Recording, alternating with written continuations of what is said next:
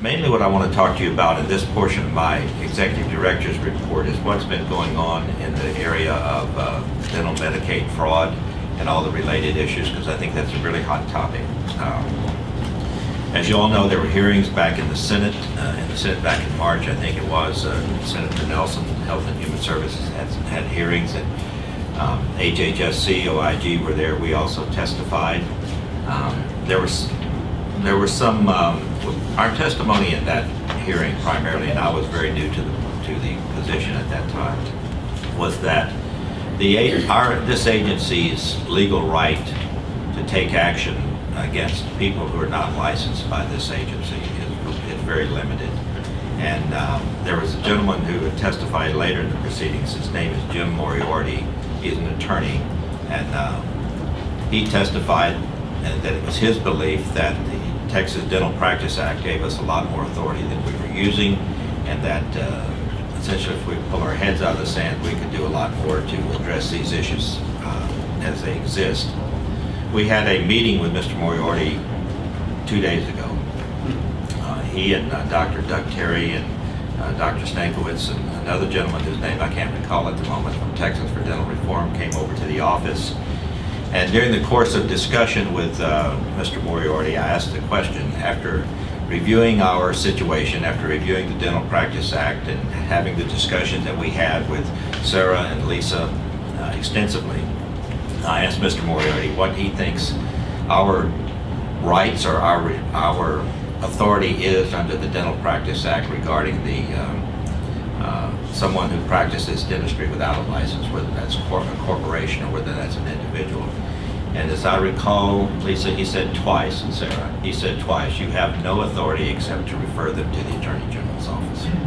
And so I was glad that he confirmed that, because it was disturbing to me that someone of Mr. Moriarty's intelligence and I perceive integrity would have said what he said earlier in the hearings a few months ago, because I thought he was a little bit off base.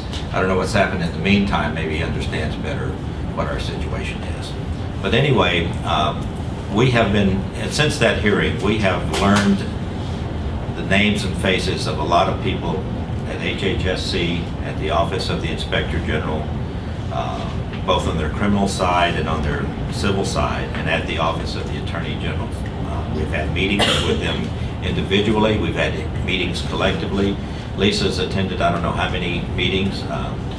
Lisa and Nicaea and Sarah went over to one of John Roberts' little teleconference things and answered questions. Or we didn't answer questions. We made a presentation on patient abandonment.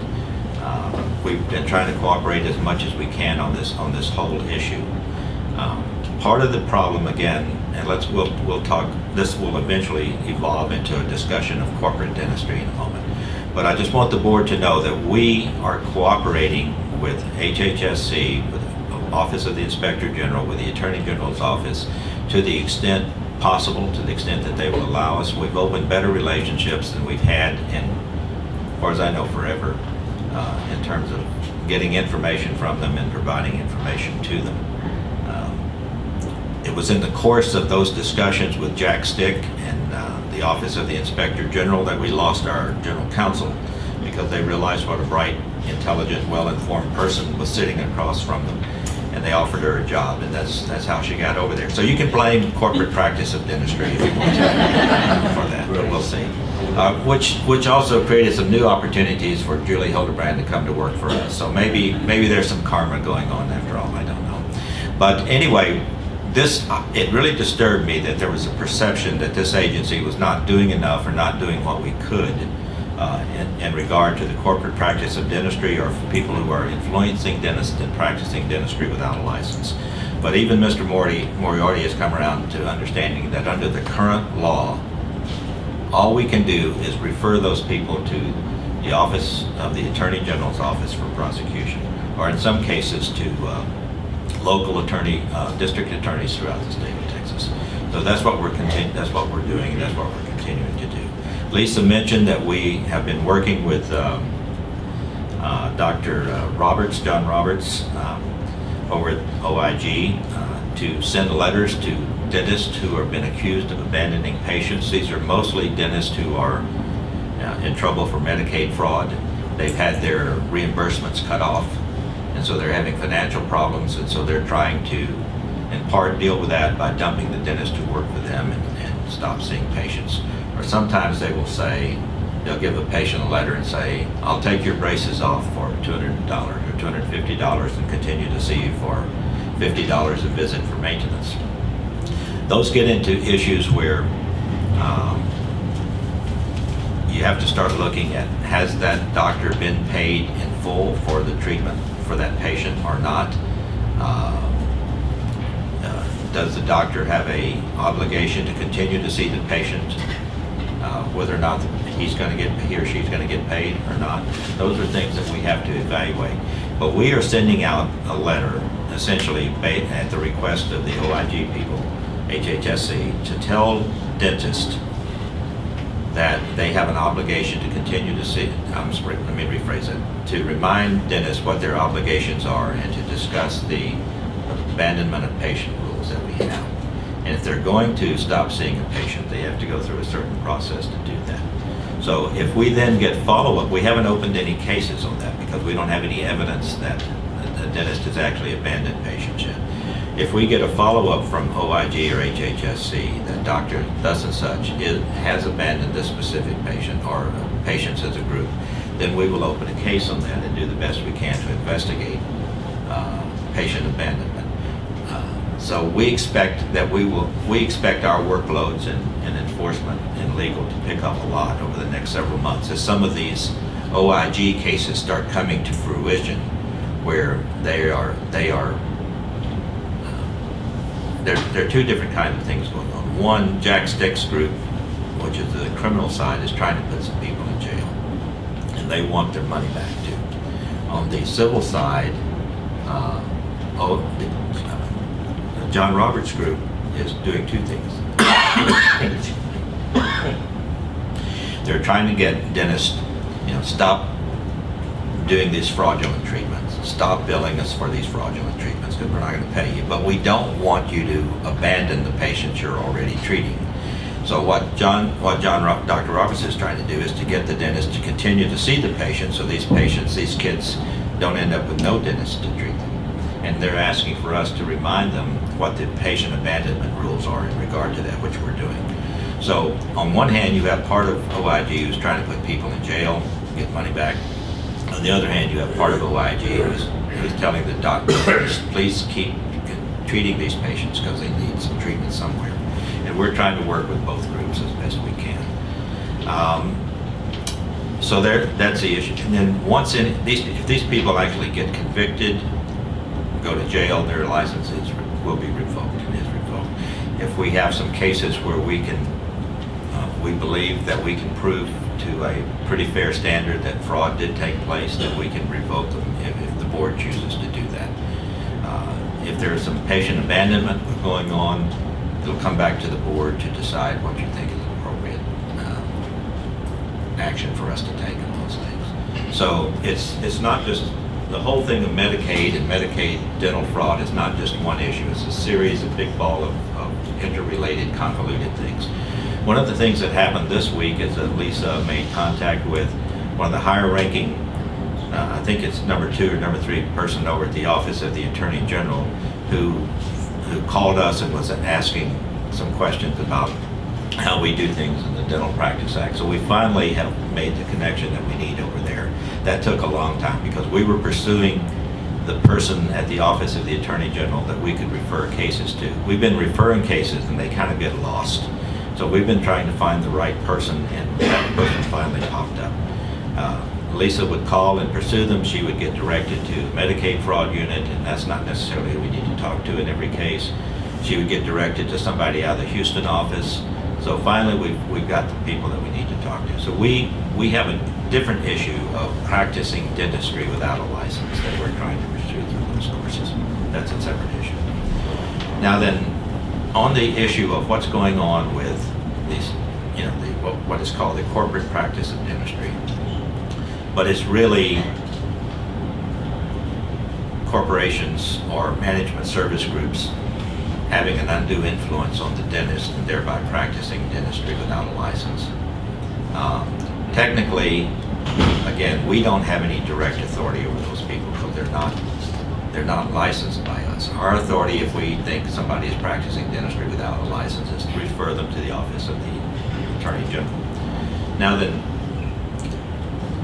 the allegations are that the dental management service organizations, or these dental practice management groups, or in some cases are owned by investment firms or equity firms that are not dentists. Of course, they're just investors out to make money, which is the American way. And then they own or buy or acquire a dental practice management organization, who then contracts with a dentist.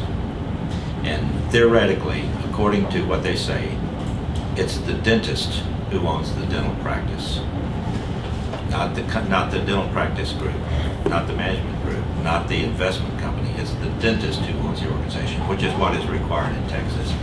According to them, it's the dentist who makes the decision as to how to treat each patient. What everyone says, and what we're trying to get information on to prove it, and other people are too, is that in fact the dental management groups are exerting pressure on the dentist to bill more, or get the billings up to reach a quota, and if you don't bill so much, then you're out. So you have a dentist who owns the practice theoretically, and then you have several other dentists employed to work there. So the question then becomes, who's making the decision on what treatment is necessary or appropriate for the patient sitting in the chair? Is it really the dentist, or is he or she being unduly influenced by some sort of office manager or regional manager to get their billings up? That's what's happening with. That's the allegation, is that the investment companies own the management groups. The management groups have a contract with the person who's the figurehead owner of the company. All the money the practice brings in flows into the management group. Some of it then goes back to pay the dentist and the associates. They get paid more if they reach certain quotas or bonuses. You get fired if you don't reach them. And so that's why you end up then with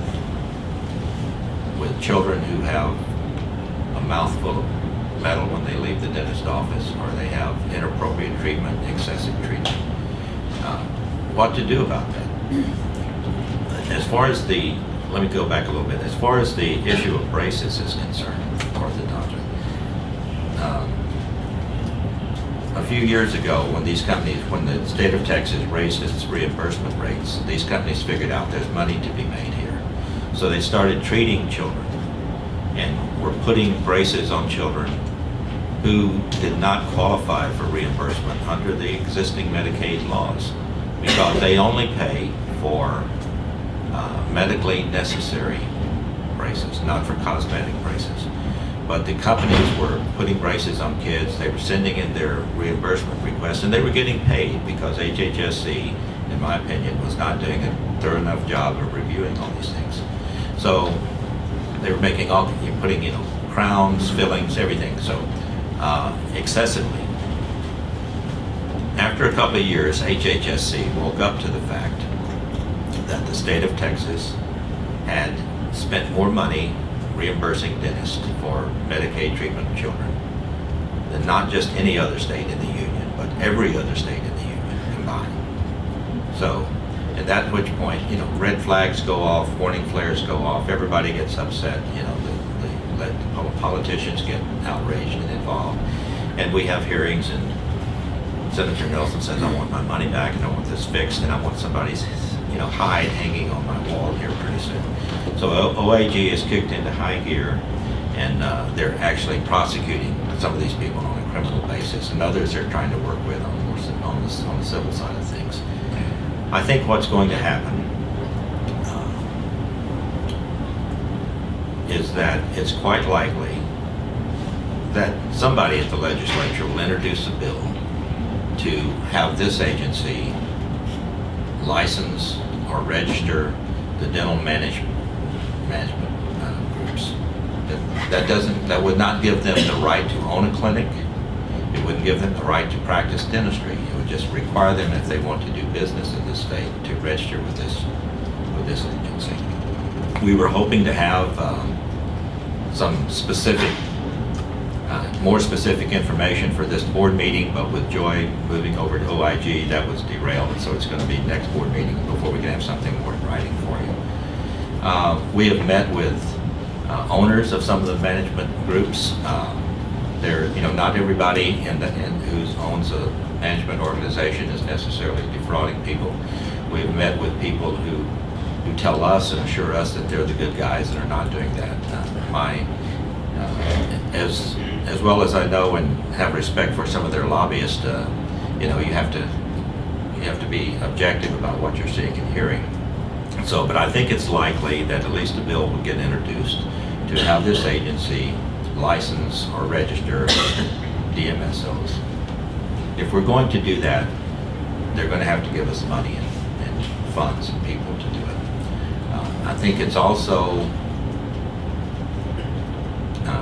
at this point, at least more than 50-50, that a bill would be introduced to have us license each dental practice in the state.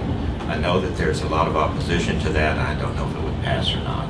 But at the moment, we don't know how many dental practices or clinics there are in the state of Texas. We don't know who owns them.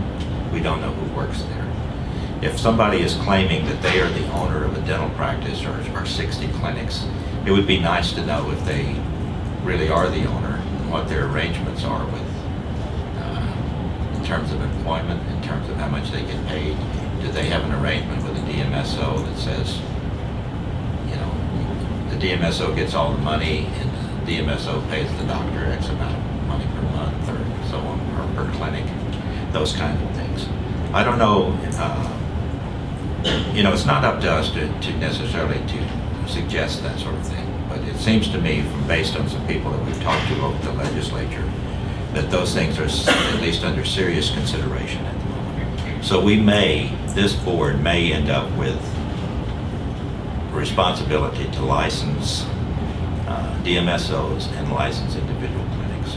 If we license if we license or have an annual registration of clinics, a fee for that would be minimal, $25 a year, $30 a year, something like small. If we license DMSOs, the individual price for that would be substantially higher. I don't know how many there are, but we're talking $1,000, $2,000 a year or something like that. But they make a lot of money. So I don't know, board members, because I don't have a solution to all this. I'm just trying to tell you what we've been doing over the last several months since this issue came up. We have been having meeting after meeting with OAG, HHSC, Jay Nelson, Senator West, people on the House side as well about this issue. We also had a meeting, Representative Fletcher has called me fairly regularly. We talk about various things that his concerns are. He's expressed an interest recently in what's going on with the Medicaid fraud issue. We had a Representative James White from Livingston, Lufkin area come by 2 days ago as well. He had some issues about dentists in his area he wanted to discuss with Lisa and with me and with Sarah. And he also had issues about Medicaid fraud concerns. So we're trying to stay in contact with the members of the legislature. I don't know what's going to happen on all this. Unfortunately, in my opinion, it's not within the power of this board to resolve Medicaid fraud issues. What we can do is, once we have evidence that one of our licensees has committed fraud or has committed standard of care violations in regard to patients or abandonment issues, then it will come to this board, and each of you will make the decision about what to do with each of those licensees at this time. And I will tell you this, you will be under scrutiny when those cases come to you to see what you're going to do about those things. Lisa or Sarah, do you have any further comments on the whole Medicaid fraud, corporate practice issues? It's really just we're gonna have to wait and see what the legislature gives us. It could go several different ways, I think. And I think there'll be several different bills of how things will be done, so we'll have to wait and see, really. we're not going to get to drive the bus, but they'll ask us maybe once in a while to look at the map and help them figure out how to get somewhere. And I think that's the best we can hope for at this point. Any particular questions anybody has on that? Well, Thank you. Yes, sir. I hope they'll ask our advice when they're drafting the legislation, though, because who better to help them with that? Well, they will. If they ask us to register these people or license these people, we would definitely get a chance to look at whatever's drafted and make suggestions. Then I think they'll listen to us. And, and I perceive that the TDA is going to be somewhat involved in drafting something also. I don't know that for a fact, but. I think they're working on something. Okay. Again, we will stay in communication with TDA on that because that's a very serious issue to them and it impacts their members as well. But, they have their own responsibilities and we have ours, but we try to share information and work together to the extent that we can on these things. Well, everything that I've said, board members, is my assessment of what the situation is. I may be right, I may be wrong, but that's the way I see it at the moment.